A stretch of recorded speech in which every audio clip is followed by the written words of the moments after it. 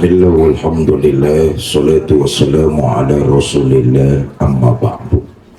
Yang mulia para ajengan, para kiai, para asatis dan asatizah, wabil khusus Ketua MUI Gede Bage, yang saya hormati para tokoh masyarakat hadir di tengah-tengah kita, Pak Lurah, Panitia Tabligh Akbar serta DKM Masjid Kasiti, Ibu bapak saudara-saudara kaum muslimin yang saya cintai.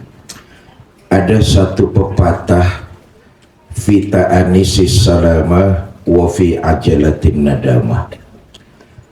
Hati-hati mendatangkan keselamatan, tergesa-gesa lebih sering mendatangkan penyesalan. Ya Bu? Naon?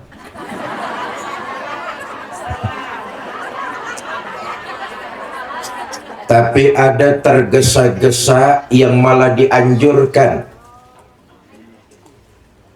Kita disuruh jangan tergesa-gesa, lebih baik hati-hati. Tapi agama malah menganjurkan beberapa hal untuk tergesa-gesa. Pertama, yang dianjurkan tergesa-gesa, nguburin jenazah sesuai dengan kaifiah. Itu dianjurin tuh. Nggak bagus kalau ada jenazah disemayamkannya terlalu lama, 5-6 hari misalnya. Saudara, yang namanya mayit jangankan 5 hari, 2 hari serem. Betul apa enggak? Dan jenazah itu sebaiknya kalau nggak ada wasiat dan kesepakatan keluarga, dimakamkan di mana ia wafat. Junjungan kita baginda Nabi besar Muhammad Sallallahu Alaihi Wasallam lahir di Mekah, hijrah ke Madinah, wafat di Madinah, dimakamkan di Madinatul Munawwarah. Satu. Yang kedua, tergesa-gesa yang dianjurkan menikahkan anak perempuan kalau sudah cukup umur dan minta dikawinkan. Nih, dianjurkan tergesa-gesa. Apalagi zaman sekarang punya anak perempuan sudah cukup umur minta dikawinkan tapi nggak dinikahkan, saya khawatir itu anak bakalan kawin sendiri itu. Betul apa tidak? Maka kewajiban kita orang-orang tua muslim, anak sudah cukup umur minta dinikahkan, antarkan mereka ke depan pintu gerbang yang disebut dengan pernikahan. 2. Yang ketiga, dianjurkan tergesa-gesa membayar hutang. Nah, terasa nih kalau lempengan ini nih.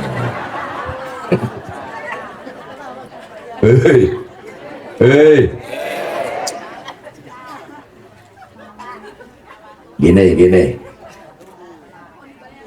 Hutang itu dalam Islam mubah, boleh. Karena memang adat hidup. Hampir sebagian besar orang pasti pernah punya hutang.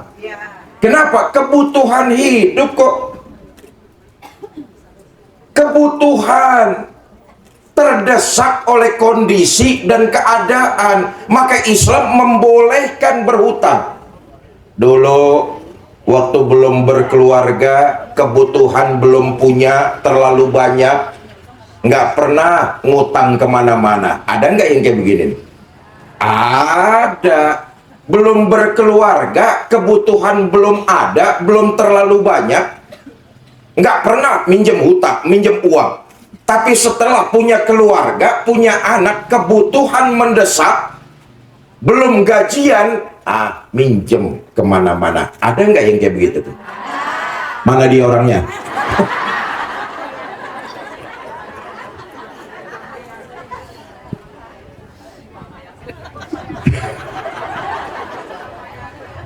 Maka dibolehkan utang tuh kan tadi saya katakan adat hidup tuh, pinjem sini bayar sana, gali sini tutup yang sana. Betul apa tidak? Boleh. Tapi yang dianjurkan agama, kalau kamu diberikan kelebihan rezeki, bayar dulu hutangnya. Kenapa? Lain saat kalau perlu minjem lagi, orang percaya. Cicing lah.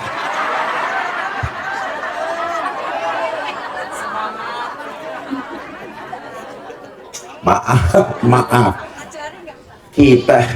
Kita ini pinter minjem tapi nggak pinter bayar.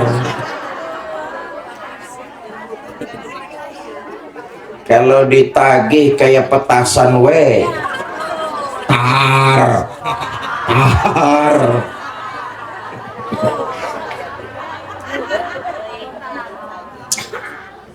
Saudara, utang tuh kalau nggak lunas di dunia, di akhirat bakalan kena. Karena itu jangan jadi orang yang muflis, orang yang bangkrut, habis pahalanya buat bayarin orang yang ketika hidup di alam dunia kita zolimin. Na'udzubillah, summa na'udzubillah. Dulu ada orang dari selesai sholat subuh sampai siang nggak keluar-keluar, seneng bener diem di dalam masjid.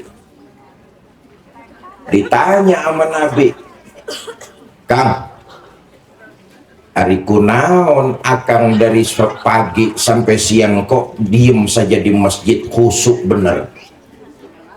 Lagi doa? Bukan ya Rasul. Zikir? Enggak. Iktikaf? Bukan juga. Loh, kenapa memangnya? Ya Rasul, terlalu banyak orang datang ke rumah saya mau nagih utang. Saya lihat tempat yang gak bakalan dicari sama orang ya cuma di masjid. Makanya saya ngetem di sini nih. Mulai nanti kita lihat kalau ada yang lama-lama diem di masjid Kasiti. Lu yang ngomong lu ya. Kata Nabi, Kang, mau nggak saya ajarkan satu doa? Kalau doa ini kamu amalkan, Allah akan hilangkan perasaan di hati kamu dari dililit hutang. Kalau akang amalin doa ini, Allah hilangkan perasaan di hati akang dari dililit hutang. Nah, saudara jangan salah, yang dihilangkan perasaan di hatinya dari dililit hutang. Utangnya bayar. Enak kalau ada doa dibaca utang lunas. Mau ya Rasul diajarkan doa ini kepada Nabi, tapi hakikatnya buat kita semua umat Islam. Allahumma inni a'udzubika minal hammi wal hazan wa minal jubni wal bukhl wa minal kasli wal hazan wa min ghalabatid dain wa qahrir rijal. 3 kan. Yang keempat, nah ini yang pengen saya omongin nih.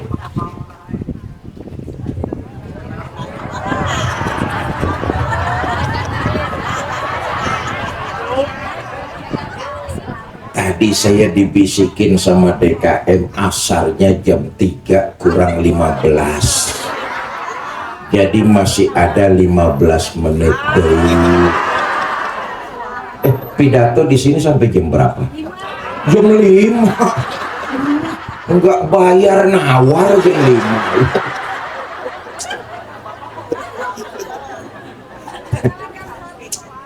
Yang keempat, tergesa-gesa yang dianjurkan adalah segera meraih maghfirah Allah. Satu hari Nabi pernah menyampaikan kepada malaikat Jibril, Jibril, tolong sampaikan kepada Allah, berapa lama tobat umatku diterima.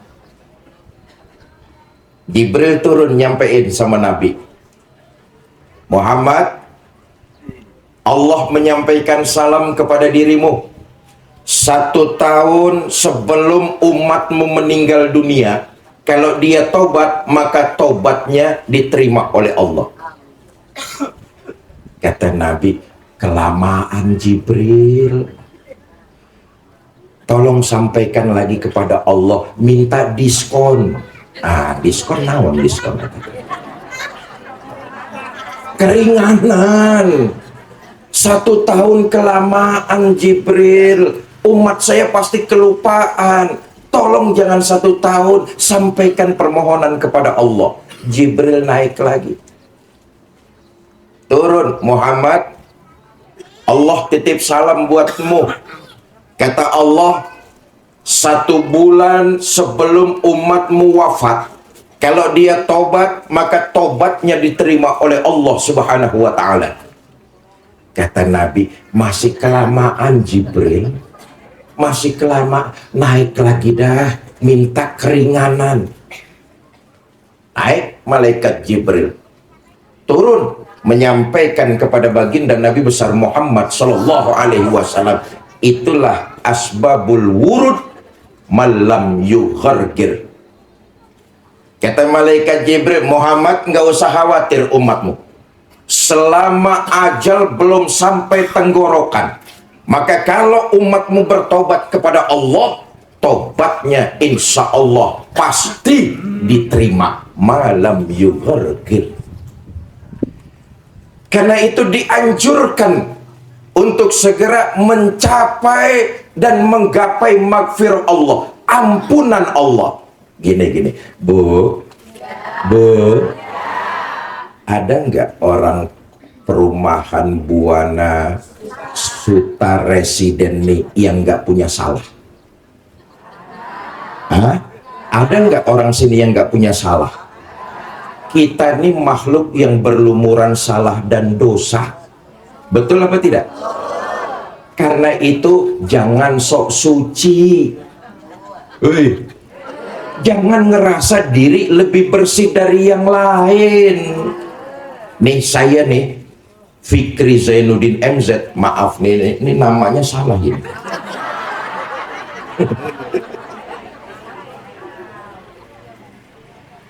Orang tua tuh ngasih kita nama, kita yakin loh saudara, bapak ibu kita ngasihin nama itu tirakat tuh. Betul apa tidak? Apalagi orang-orang dulu ngasih nama ke anaknya nggak sembarangan, itu hasil tirakat. Tolong panitia MC jangan diganti-ganti.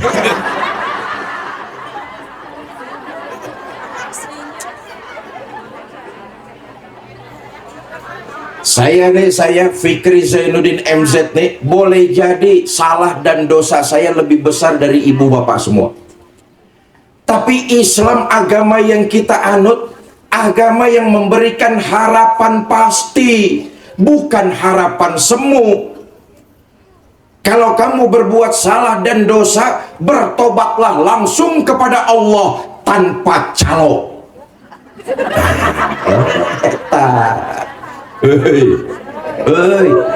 Segeralah bertobat kepada Allah malam yughargir, sebelum ajalmu ditenggorokan. Kita ini makhluk yang berlumuran salah dan dosa, maka segera menjemput pengampunan Allah Subhanahu wa ta'ala. Makanya sangat diutamakan itu menggapai pertobatan, karena keutamaannya luar biasa. Dulu ada orang durjana, tiap hari kerjaannya seneng ngoleksi dosa, judi doyan, mabok nggak ketinggalan, zina di mana aja ada langganan. Dengan kata lain, ini orang Bromo corah, preman, bajingan, tengik. Nggak tanggung-tanggung jadi preman sudah membunuh 99 orang. Ini bukan preman kaleng-kaleng. Kalau preman kaleng-kaleng kan beraninya di depan gang doang. Betul apa enggak? Ini orang sudah membunuh 99 manusia. Satu hari, nah ini dia nih. Satu hari dia dapat taufik dan inayah, menyadari kesalahannya. Dalam hidup, siklus yang kita jalani begitu-begitu saja. Sampai pada satu kesimpulan, nanti kita akan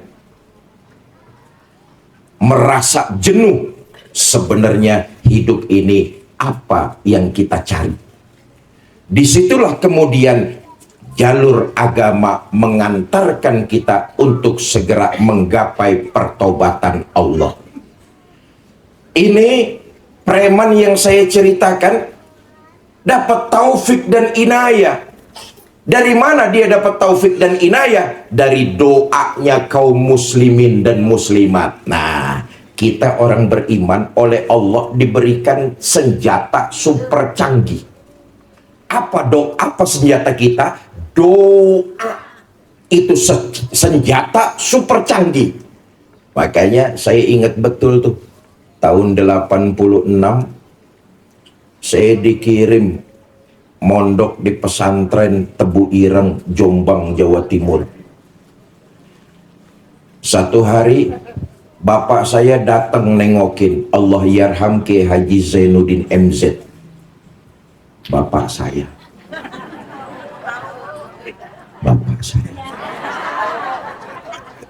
Bapak aing.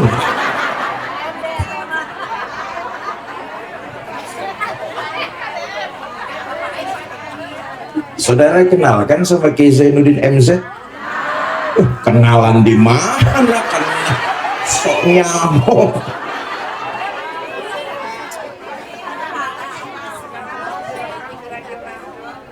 Kata abah saya begini, Fikri, kalau kamu ketemu dengan keluargamu kaum muslimin, jangan pernah ragu dan malu.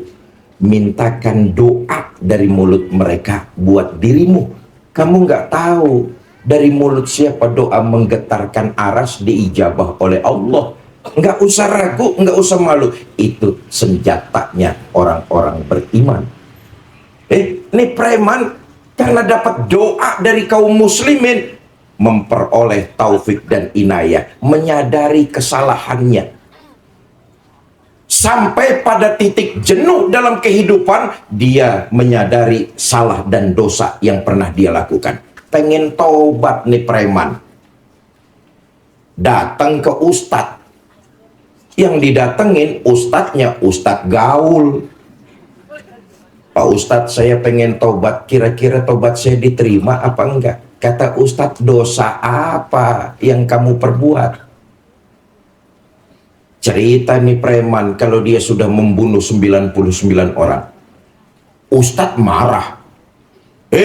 Manusia durjana, nyawa dari Allah, Allah juga yang berhak mencabutnya. Terlalu banyak dosa yang kamu perbuat. Taubatmu tidak akan diterima, tempatmu sudah pasti neraka. Preman dimaki-maki ustadz. Emosi. Kata preman, ustadz, mulut lu lemes bener. Emangnya neraka kapling bapak moyang lu? Karena preman sudah emosi, yang terjadi itu ustadz dibunuh. Lempeng jadi cepek.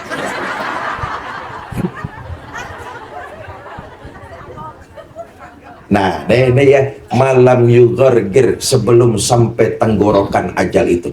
Ini preman niat tobatnya nggak kendor. Satu hari dia datang ke ajengan. Ajengan ini arif dan bijaksana. Ajengan, saya pengen tobat.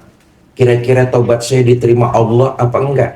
Kata ajengan, sebesar apa saja salah dan dosa yang kamu perbuat, selama kamu tidak menyekutukan Allah, kamu bertobat, insya Allah tobatmu pasti diterima. Eta ajengan.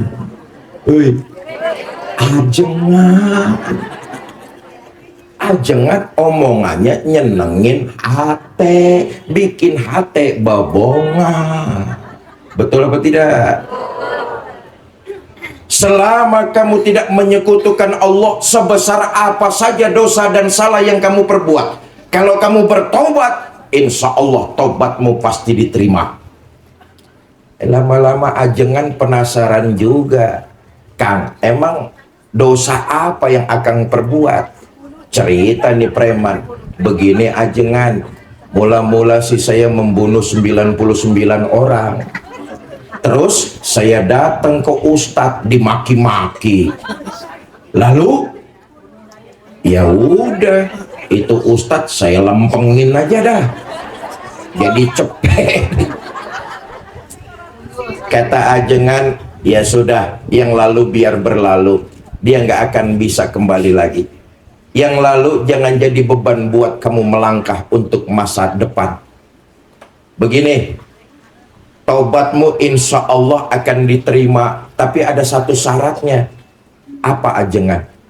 Tinggalin kampungmu, tinggalin lingkungan rumahmu, cari lingkungan baru. Sebab kalau kamu taubat, lingkungan rumahmu masih di situ, kamu kena penyakit tomat.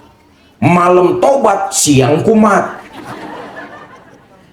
Cari dah lingkungan rumah yang baik, di dalamnya penuh dengan orang-orang ahli ibadah.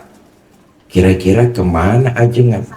Perumahan Buana Suta Residen. Mudah-mudahan nih orang-orang ahli ibadah semua, amin. Cari komunitas, cari perumahan, cari lingkungan yang di dalamnya penuh dengan orang-orang ahli ibadah. Insya Allah taubatmu akan istiqomah. Saudara, ini preman walaupun sangar, kasar, tapi dikasih tahu sama ajengan nurut. Oh, preman Sunda ya begitu. Kalau dikasih tahu ajengan kan nurut, betul apa enggak? Baik ajengan, saya minta doa biar saya istiqomah dalam bertobat. Saya mau cari lingkungan yang dipenuhi dengan orang-orang ahli ibadah. Ini preman cium tangan sama ajengan, bolak-balik. Enggak cuma cium tangan, ngamplopin.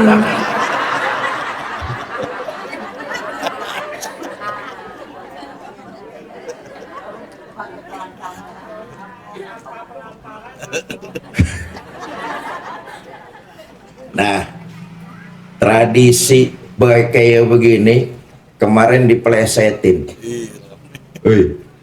Hei, santri ngesot-ngesot, cium tangan bolak-balik, memberikan sedekah.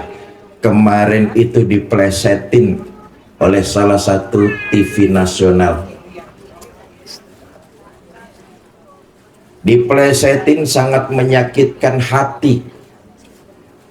Nih, buat kita ini pelajaran. Kalau emang kita nggak tahu tentang sesuatu, jangan gampang komentar lebih dulu. Kalau kita nggak memahami sesuatu, jangan gampang komentar lebih dulu. Dunia pesantren tuh, anak-anak santri, saya nggak menceritakan santri. Suara apa itu? Oh.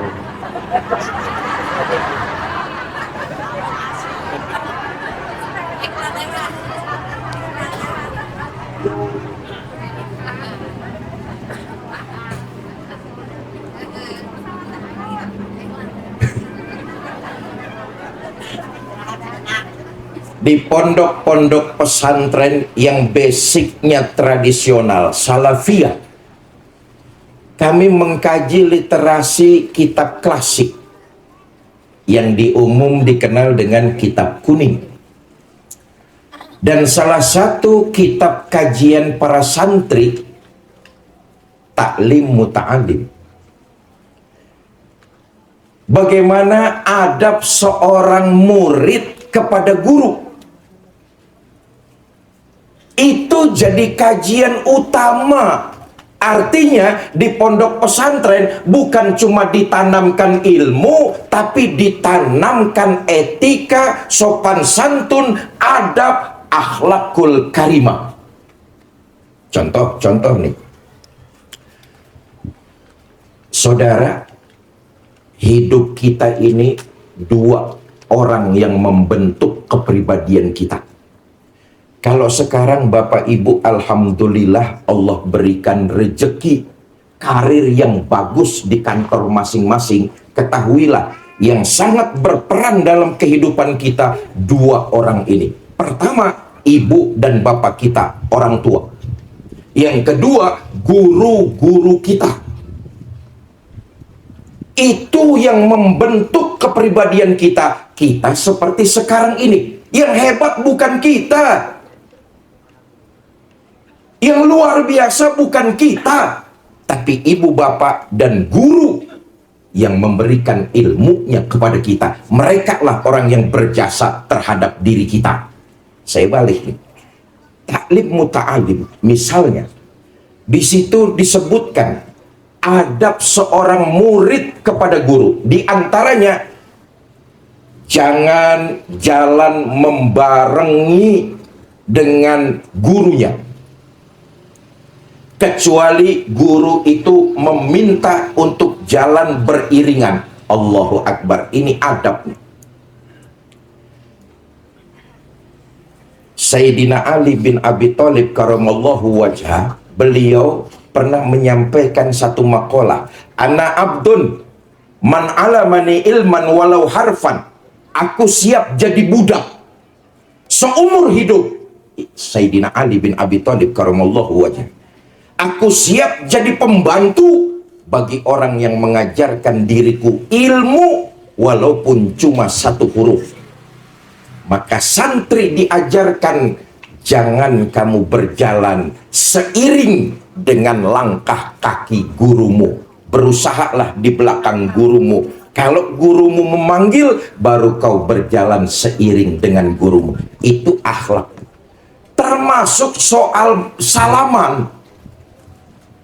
Saudara, kehidupan di pondok pesantren yang terpenting adalah keberkahan. Soal ilmu bisa dicari di mana-mana, tapi soal keberkahan kepada guru, kepada kiai, kepada orang-orang alim, keberkahan ada. Ajengan-ajengan itu berkah. Maka santri yang dia kejar bukan semata-mata ilmu, tapi keberkahan agar hidupnya bermanfaat di tengah masyarakat. So, tingali. Naon tingali? Ketua MUI kita nih, beliau santri. Ajengan-ajengan kita yang ada di Bandung Raya, di Parahyangan, mereka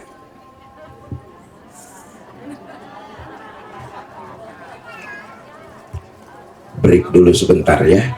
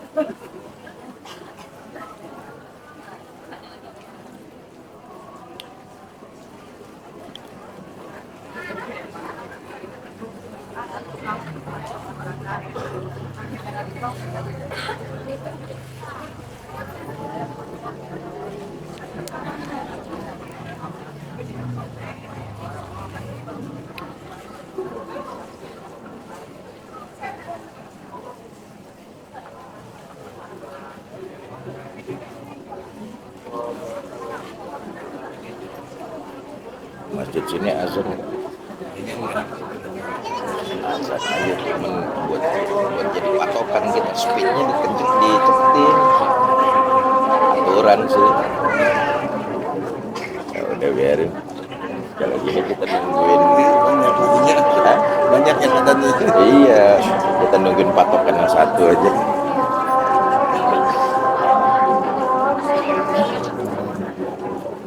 Besok yang zohor asar kan, besok kan kita asar mulu tuh. Iya. Apa tuh saya tahu masjidnya.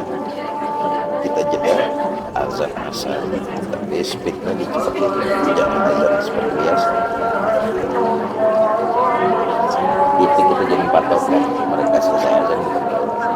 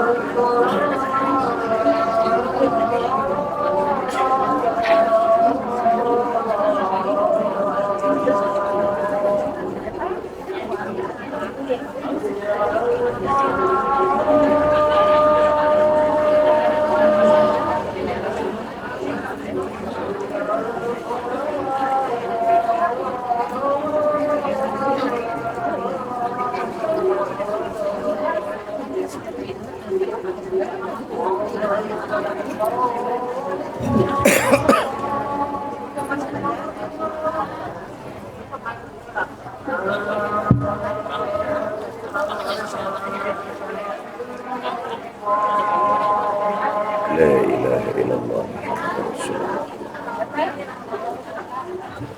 Bapak Ibu, saudara-saudara kaum muslimin yang saya cintai. Nah, tradisi di pesantren buat kami para santri bukan cuma sekedar kami mencari ilmu, tetapi yang terpenting adalah kami cari keberkahan. Kiai-kiai kami, mereka melakukan hal tersebut kepada gurunya. Guru-guru kiai kami melakukan begitu kepada guru-gurunya juga, menyambung sanadnya. Keberkahan itulah yang kami cari, bukan semata-mata hanya ilmu, tapi yang terpenting adalah keberkahan dalam hidup. Dan alhamdulillah, saya secara pribadi, ngomongin saya aja lah, saya santri nih dari tahun 86 sampai sekarang, sampai saya tutup mata saya tetap jadi santri. Alhamdulillah, mencari keberkahan kiai, hidup saya berkah. Nggak usah ngomongin ajengan-ajengan kita, ngomongin saya aja. Saya nyari keberkahan masayih kiai-kiai saya di pondok. Alhamdulillah, hidup saya berkah. Apalagi bulan Maulid.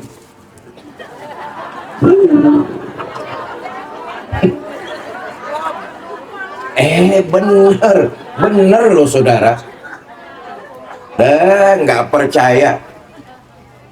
Jadi istrinya santri itu hidupnya berkah. Tuh pamajikan saya, ke bawah-bawah hidupnya berkah. Bener saudara. Istri saya tuh kalau mau buah-buahan nggak pernah beli. Kenapa? Panitia pengajian rajin bawain. Nih nanti ada parselnya nggak gitu.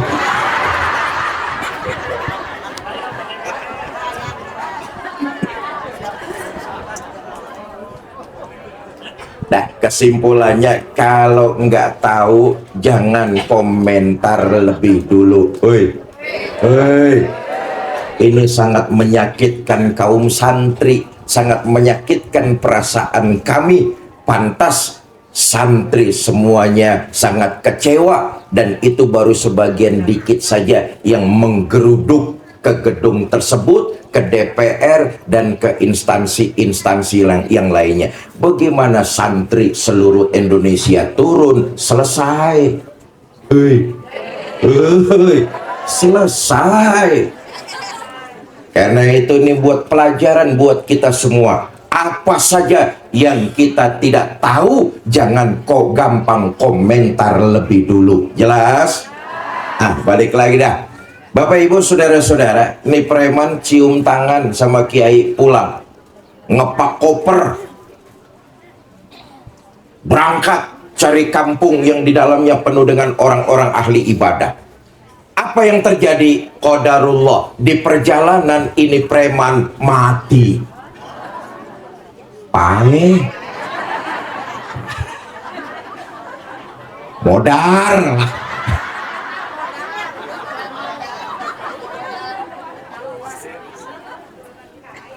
Turun dua malaikat rahmah dan zabaniyah.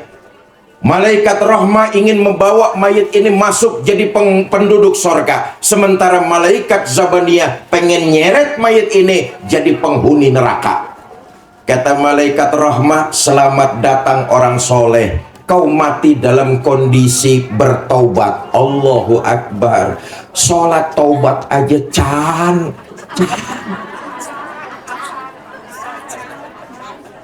Sholat rawatib juga belum. Puasa Ramadan apalagi pergi haji.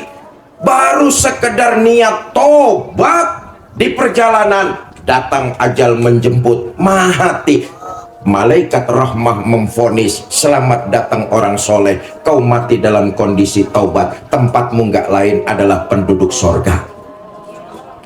Kata malaikat zabaniyah, engke helah, sorga mah sorga, urusan cepek atuh kumaha eta.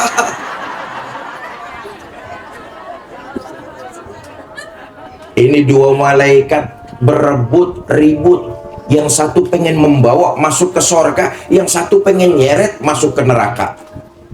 Allah pisahkan. Kata Allah, malaikatku, kalian gak usah ribut, diukur saja. Lebih dekat jarak mana antara kampung yang dia tinggalkan dengan kampung yang dia tuju. Kalau lebih dekat kampung yang dia tinggalkan, Zabaniyah, bawa mayit ini, jadikan dia penghuni neraka. Tapi kalau lebih dekat kampung yang dia tuju, malaikat rahmah, jadikan mayit ini penduduk sorga. Sudah, kalian gak usah ribut, diukur saja ukur. Malaikat rahmah dan zabaniyah sibuk bobo meteran.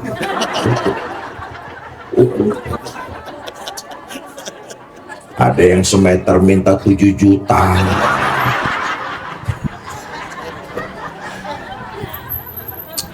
Apa yang terjadi? Nih nggak kalah penting nih. Nih yang hadir sore ini nih, ada nggak 50 orang? 100 orang? Lebih? 1000 orang?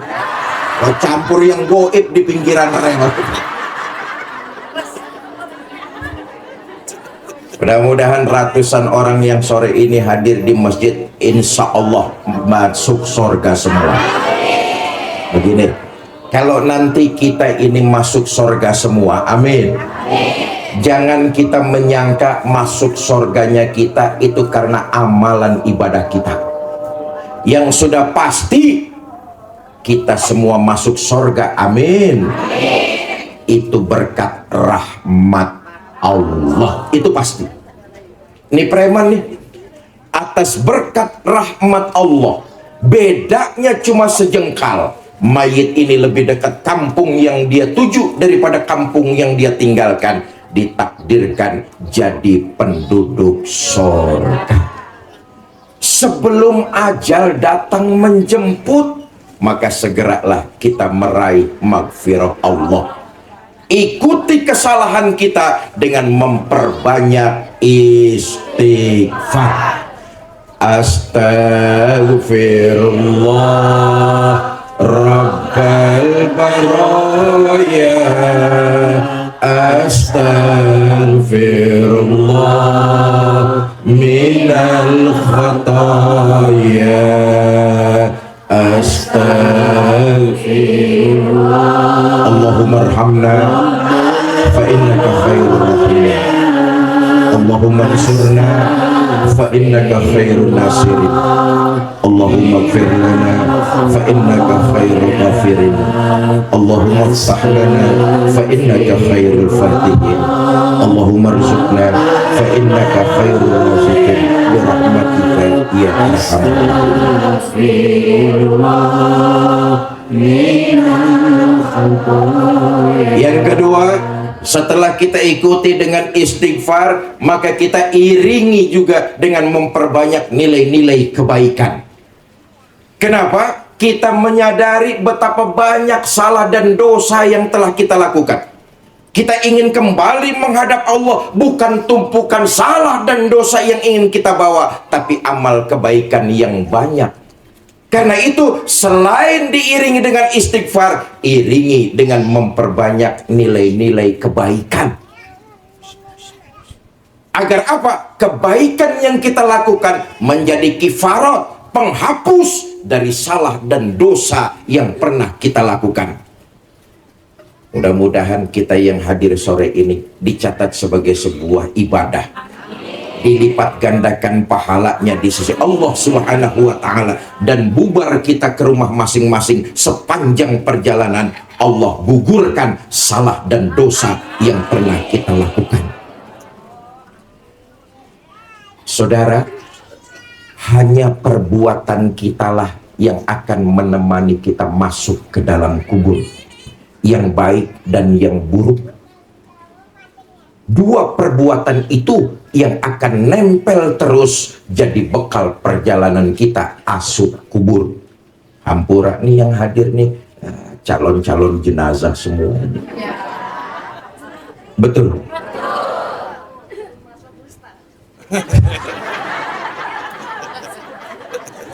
Istrinya saha eta.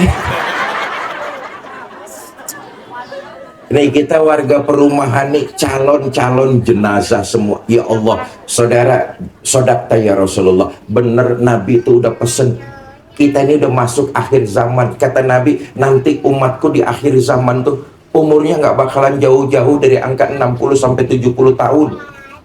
Artinya hidup di alam dunia itu sekejap, cuma sebentaran.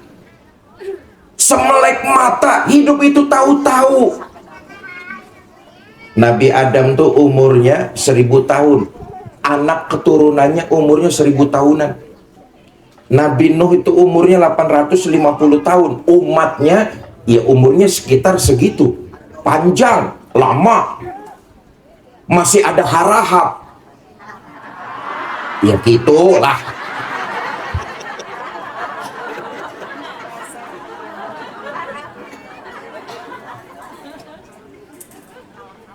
Kita ini umat baginda Nabi besar Muhammad Shallallahu Alaihi Wasallam. Ayo lihat sejarah. Nabi itu wafat umurnya 63 tahun. Betul apa enggak? Kita ini sekejap mata.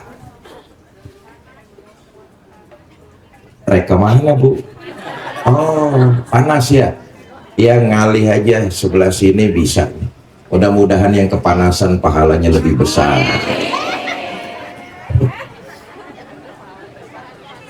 Junjungan kita baginda Nabi besar Muhammad Sallallahu Alaihi Wasallam, beliau tuh wafatnya umur 63 tahun. Kita ini semua umat Nabi Muhammad, betul apa tidak? Umur kita nggak akan jauh-jauh dari umur baginda Nabi. Nah, hari ini yang umurnya sudah 55 tahun, 8 tahun deh.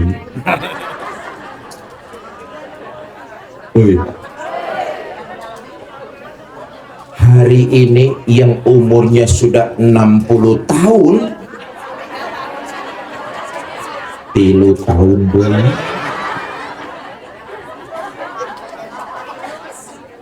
Yang sore ini umurnya sudah 62 tahun 11 bulan.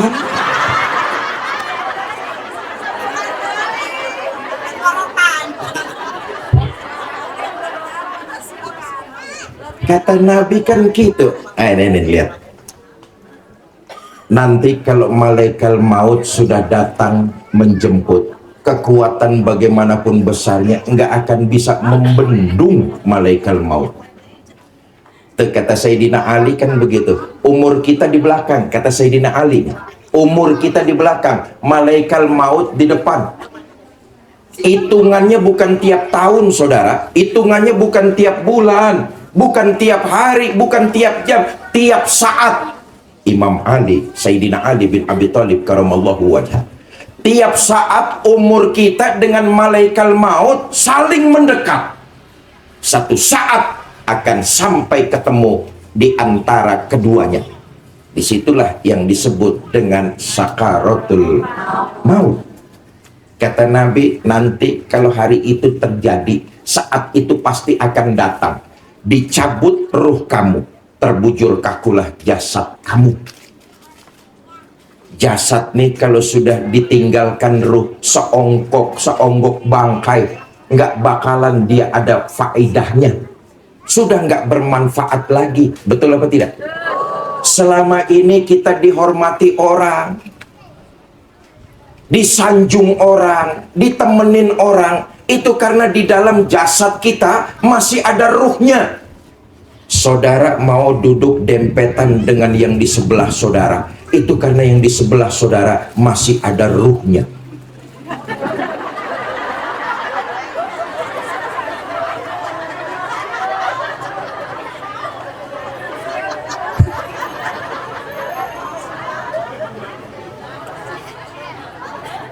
Saat itu akan datang, terpisah.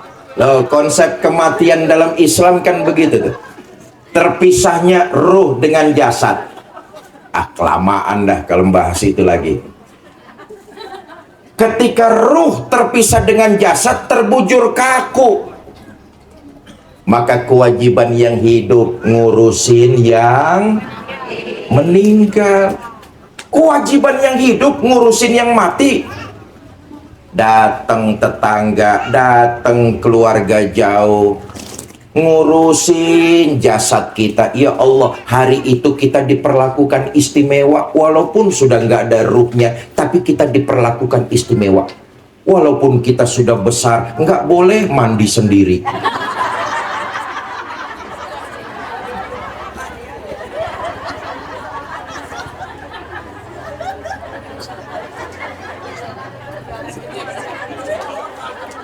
Akan ada petugas yang datang, dimandikan kita, dikafani dengan 3 helai kain kafan. Betul apa enggak? Dibungkus kita dengan 3 helai kain kafan, dibawa ke masjid, disolatkan jasad kita. Selesai disolatkan, dimasukkan ke dalam kendaraan yang paling serem, namanya keranda jenazah. Siapa yang naik kendaraan itu pasti modar. Belum pernah ada yang gagal.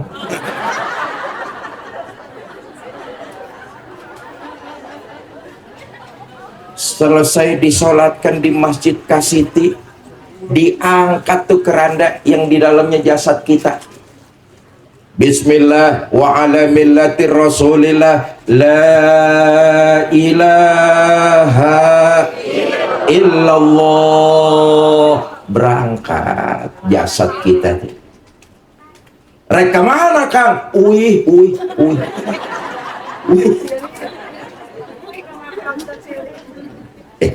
Hari itu kata Nabi, yang nganterin kalian cuma 3. Ahluhu wa maluhu wa amaluhu. Keluarga, harta, amal perbuatan kita. Sayang yang 2 pulang. Siapa yang pulang? Ahluhu wa maluhu. Keluarga, harta, pulang. Motor yang nganterin kita dipakai sama orang akan kembali ke garasi. Mobil yang dipakai, mobil kita yang dipakai orang buat nganterin kita pulang ke garasi. Jangankan motor, jangankan mobil, tikar butut masih dibawa pulang. Betul apa enggak? Harta yang kita cari siang, malam, pagi, sore, boleh jadi hidup kita mewah, rumah kita megah, harta kita berlimpah. Kecuali yang kita belanjakan di jalan Allah, itu semua akan kembali ke rumah dan jadi rebutan ahli waris kita saja. Lagi seru-seru kereta mulu.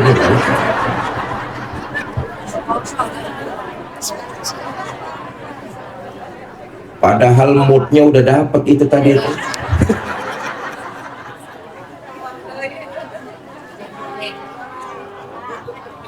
Harta nggak bakalan kita bawa, kecuali yang kita sedekahkan di jalan Allah. Itulah harta abadi yang menemani kita. Keluarga sama, nggak bakalan seorang pun mau nemenin kita masuk.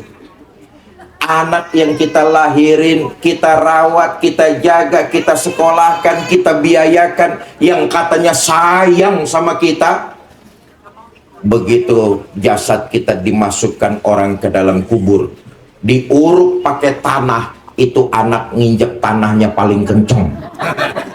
Betul apa enggak? Pasangan hidup nggak bakalan dia mau nemenin kita. Pak,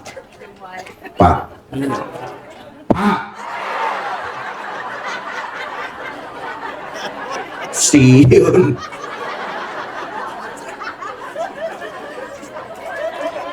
Kalau bapak-bapak mati duluan, jangan harap istri mau nemenin masuk ke dalam, Pak.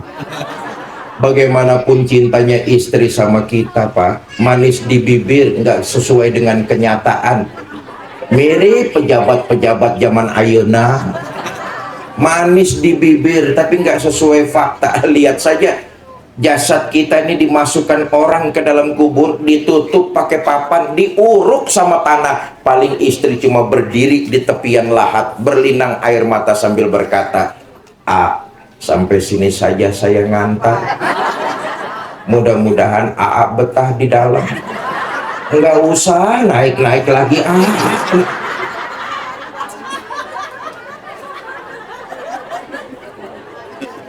Bu, kalau ibu-ibu mati duluan, sebaliknya jangan ngarep suami mau nemenin masuk ke dalam.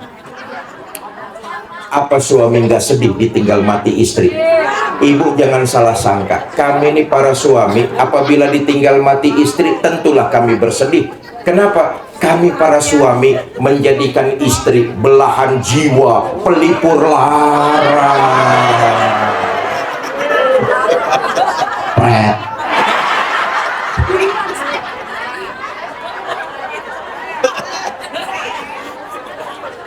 Apa suami nggak nangis ditinggal mati istri? Ibu jangan salah sangka, kami suami ditinggal mati istri, ya Allah, bercucuran air mata.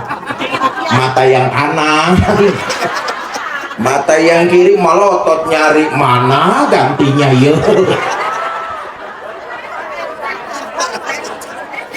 Nyatalah sudah, yang ngikutin kita masuk adalah amal perbuatan. Maka itu raihlah pengampunan Allah, ikuti salah dan dosa kita dengan istighfar, lalu memperbanyak nilai-nilai kebaikan. Ibu bapak saudara-saudara mau meraih maghfirah Allah? Yang jawab 30 orang. Bapak ibu saudara-saudara mau meraih maghfirah Allah? Mau memperbanyak istighfar? Mau menebarkan kebaikan? Saya tes sore ini bersama dengan saya. Bapak ibu saudara-saudara mau ikut bersedekah? Bawa uang sabaraha? 5.000.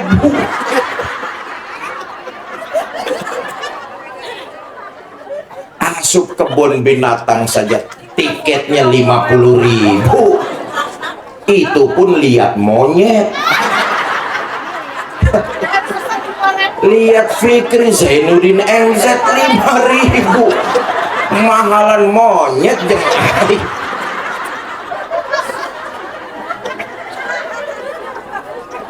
Kita tahulah namanya kebaikan, khususnya sedekah, yang penting ikhlasnya. Betul ya? Buat apa sedekah kecil kalau nggak ikhlas?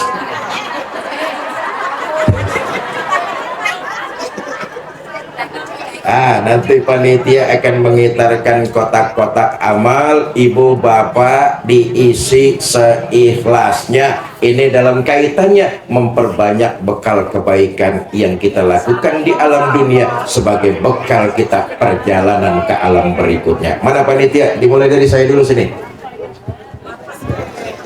Bapak Ibu, sambil kita bersedekah, mari kita baca sholawat ya. Insya Allah ada petugas yang keliling di sekitar kita, kita sodakoh dengan sodakoh terbaik. Ibu-ibu salawat ya.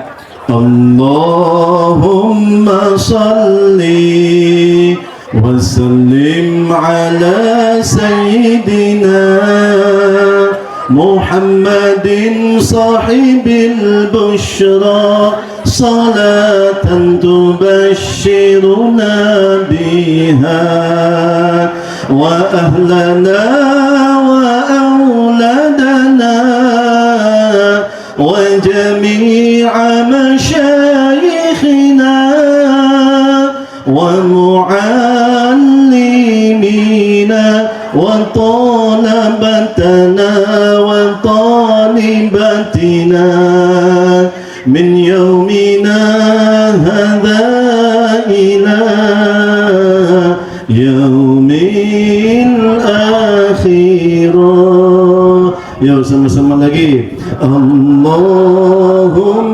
salli wa sallim ala sayyidina Muhammadin sahibil bushra salatan tubashshiruna biha wa ahlana wa awladana wa jami'a masyayikhina wa muallimina wa talabatana wa talibatina min yaumina hadha ila yaumil akhirah.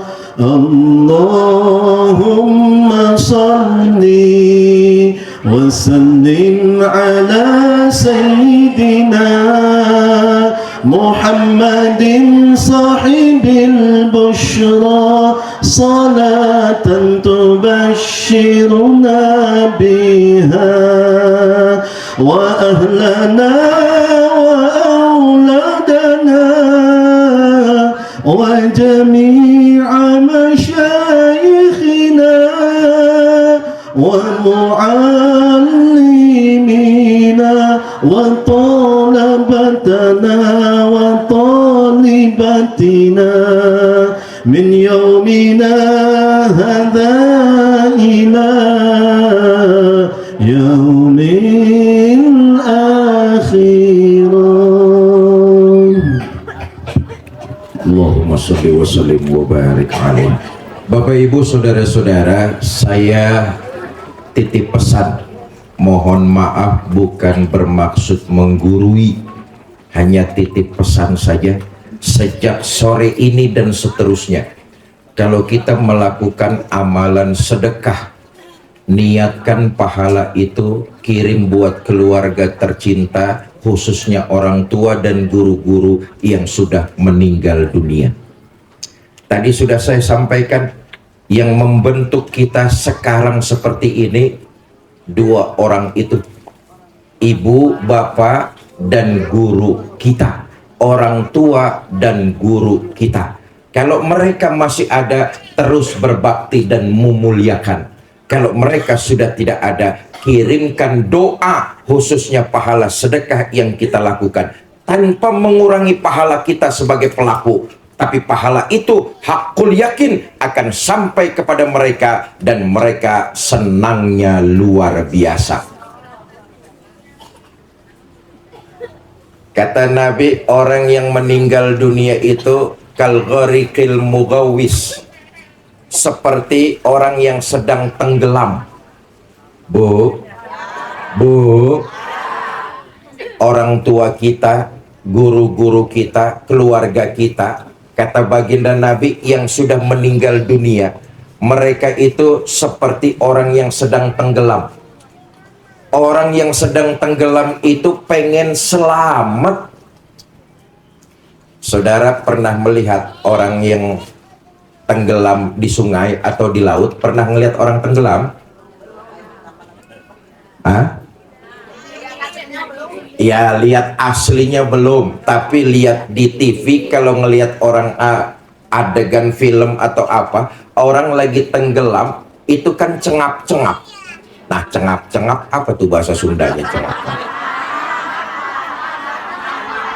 Ngap-ngapan Betawi eta.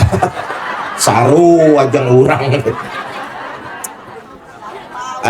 Lihat orang kalau lagi tenggelam itu kan ngap-ngapan tuh. Dia pengen selamat, betul apa enggak? Coba aja kalau ada orang ngap-ngapan tenggelam di sungai, ada batang pohon dipegang. Ada ember hanyut dipegang. Rumput saja dia pegang, padahal dia sadar rumput nggak kuat nahan bobot badannya. Tapi karena pengen selamat, rumput dipegang, tercerabut akarnya. Begitulah gambaran kata baginda Nabi. Orang-orang yang kita cintai, mereka sudah di dalam kubur, mereka butuh pertolongan.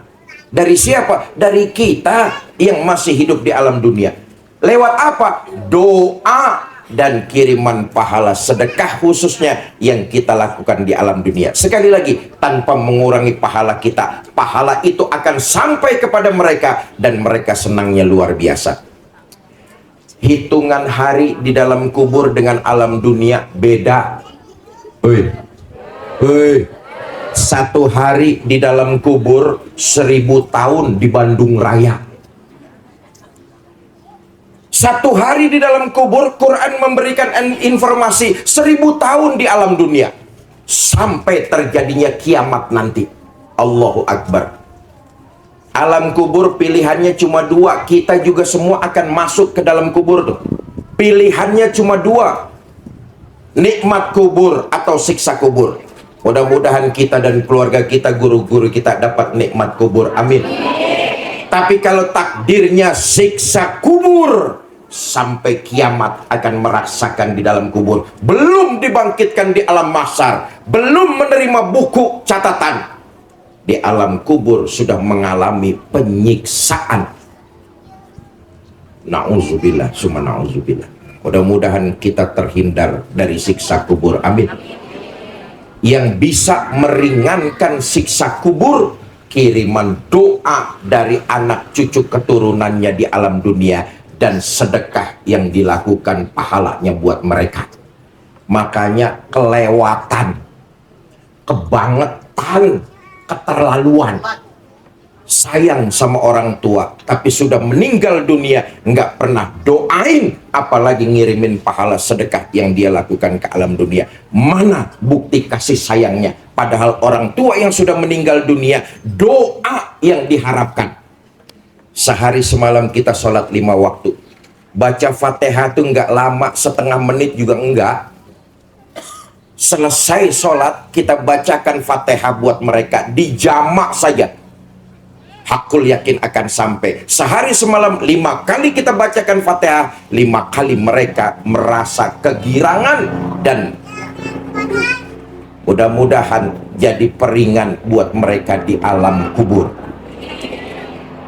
Nah, karena itu saya ingatkan mulai sore ini dan seterusnya, pahala sedekah yang kita lakukan di alam dunia, kirim buat mereka tanpa mengurangi pahala kita. Dan yang kedua, yakinlah kalau ini yang kita kerjakan, Allah akan berikan keberkahan yang luar biasa dalam kehidupan kita di masa-masa yang akan datang. Bapak, Ibu, saudara-saudara,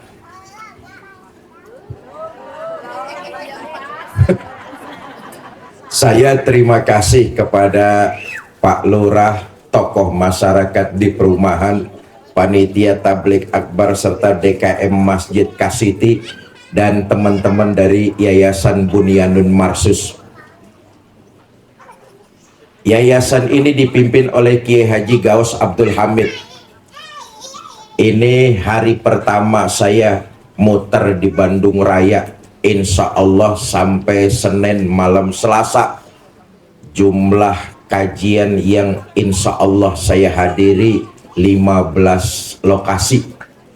Ini baru lokasi kedua. Lila tuh ini loba 15.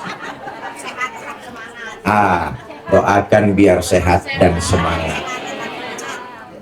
Kami sedang mengusung satu program yaitu mencetak 1 juta penghafal Al-Quran dan 1000 ulama. Program ini bukan program hayalan, ini program kenyataan. Kenapa? Kita bangsa Indonesia mayoritas penduduknya beragama Islam, betul apa tidak? Indonesia populasinya sekarang ini kurang lebih 285 juta orang. Islam agama mayoritas, jumlah kita 87%. Kira-kira 225 juta orang di Indonesia beragama Islam. Dari Aceh sampai Papua, termasuk Bandung Raya. Banyak apa tidak? Banyak apa tidak? Kita nih sayang baru banyak dalam jumlah, dalam kuantitas, tapi soal kualitas harus kita beri stimulan, harus kita beri motivasi, harus kita beri sugesti, supaya kita bukan cuma terbanyak tapi juga berkualitas. Satu contoh, penghafal Quran terbanyak Palestina. Padahal populasi rakyat Palestina itu cuma puluhan juta orang saja. Tapi nyatanya terbanyak penghafal Al-Qur'annya Palestina. Nah, dengan program-program seperti ini, menuju Indonesia Emas 2045, dengan program mencetak 1 juta penghafal dan pengamal Al-Quran, 1000 ulama, mudah-mudahan negeri ini bisa diantarkan menjadi negeri yang baldatun thayyibatun warabbun. Mudah-mudahan ke depan penghafal dan pengamal Al-Quran salah satunya adalah anak incu keturunan kita semua. Amin ya robbal. Nah, sekelumit Kiai Haji Gaus Abdul Hamid akan menyampaikan program tersebut sambil mengajak kepada kita jamaah untuk ikut berkontribusi dalam penggalangan infak dan sedekah mencetak 1 juta penghafal Al-Quran. Saya garis bawahi lagi, kalau nanti jamaah ada yang mau ikut, maka niatkan pahalanya buat orang tercinta yang sudah meninggal dunia. Kepada Kiai Haji Gaus Abdul Hamid, waktu dan tempat saya persilakan. Ibu bapak yang dirahmati Allah subhanahu wa ta'ala, izin melanjutkan apa yang sudah disampaikan oleh guru kita Kiai Haji Fikri Zainuddin MZ. Dalam hal ini Kiai Haji Fikri Zainuddin MZ ingin bagi-bagi hadiah. Ibu mau hadiah? Hadiahnya apa? Hadiahnya berupa Al-Quran. Al-Quran ini sebenarnya sama dengan Al-Quran yang dibaca oleh bapak ibu di rumah masing-masing. Tapi tentu Al-Quran ini ada bedanya.